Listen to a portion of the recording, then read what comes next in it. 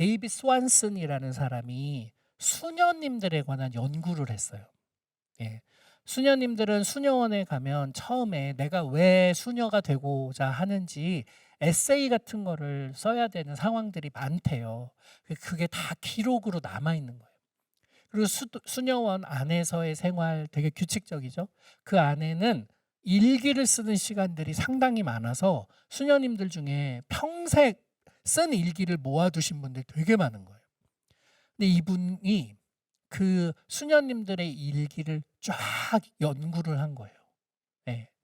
그래서 그들 중에 누군가는 아주 장수하고 치매에 걸리지 않고 맑은 정신으로 끝까지 사셨던 분들이 계시는가 하면 그렇지 않은 분들도 계실 거 아니에요.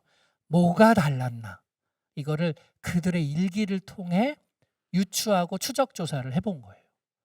그래서 발견한 몇 가지 사실이 있는데, 우선 첫째는 치매에 안 걸리고 맑은 정신으로 건강하게 생을 마감하신 분들은 산책을 되게 즐겼다는 거예요.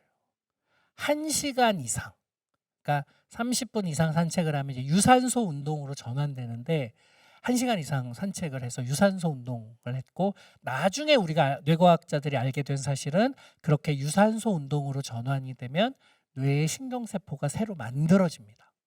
예. 그 이전에는 뇌는 신경세포가 이제 새로 만들어지지 않는데 이렇게 알고 있었는데, 신경세포가 새로 만들어지는 일들이 벌어진다는 걸 알게 됐는데, 특히 유산소 운동을 할 때, 그러니까 꾸준한 산책 같은 게 되게 좋다는 거죠.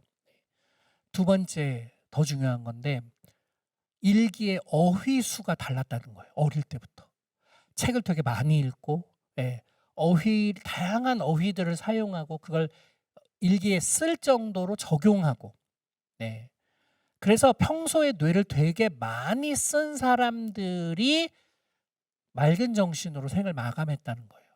이거를 인지 예비력이라고 부릅니다. 무슨 뜻이냐면, 뇌 회로가 되게 정교하게 만들어져 있으면, 젊을 때 만들어져 있으면 치매 같은 아밀로이드 베타 단백질이 막 공격을 해도 얘가 이제 망가지지만 치매가 발병할 시기는 굉장히 늦춰지는 거예요. 늦게 그 일이 벌어지는 거죠. 근데 뇌 회로가 정교하지 못하고 뇌를 많이 쓰지 않았으면 그런 공격을 받으면 몇 년 후에 바로 치매 수준으로 발병을 하게 되는 거예요. 그러니까 제일 좋은 건 치매 과정이 계속 진행이 돼서 발병하는 시기가, 예를 들면 뭐 97세, 98세여서 내가 95세 때 생을 마감하면 치매에 걸리지 않고 생을 마감할 수 있는 거죠.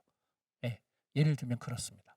그러니까 어떻게 하면 치매 발병 시기를 내 수명 이후로 연장할까, 늦게 발병하도록 만들까. 그러려면 굉장히 높은 곳에서 출발해야 되잖아요.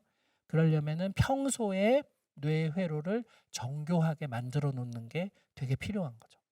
화투는 도움이 되지 않습니다. 네. 화투를 치면 치매 예방에 도움이 되냐? 아닙니다. 화투를 많이 치면 화투 잘 치는 치매 환자가 됩니다. 네. 그러니까 화투로 예방이 어렵다. 근데 다만 이런 건 있습니다. 치매에 걸리는 그 과정 중에 하나가 배우자가 사망해서, 그러다 보니 이제 너무 사이가 좋았는데 배우자 사망해서 내가 마음이 너무 우울한 거예요. 그러니까 아무것도 하기가 싫어. 밖에 안 나가. 혼자 있어. 그러니까 당연히 뇌를 쓰는 시간, 어휘수, 이게 현저히 줄어들겠죠?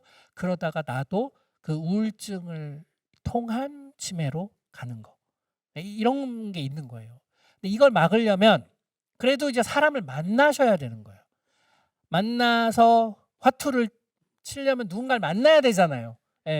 만나서 예를 들어 판을 엎었어.